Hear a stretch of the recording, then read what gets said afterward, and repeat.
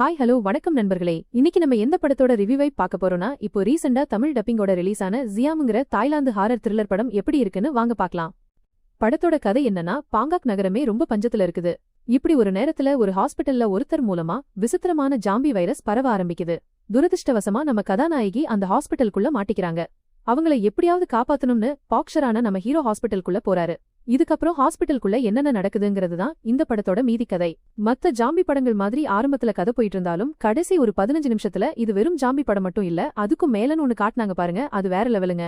சத்தியமா நீங்க இதை எதிர்பார்க்கவே மாட்டீங்க. சமத்தரமான வேலையை செஞ்சு விட்டுட்டாங்க. ஹீரோவுக்கும் ஜாம்பிகளுக்கும் இடையில வர சண்டை காட்சிகள் எல்லாம் பட்டாசா இருந்துச்சு. படத்துல நடிச்ச ஆர்டிஸ்டோட பெர்ஃபார்மன்ஸ் ஒரு பக்கம் நல்லா இருந்தாலும் ஜாம்பியா நடிச்சவங்களுடைய பெர்ஃபார்மன்ஸ் எல்லாம் வேற லெவலுங்க.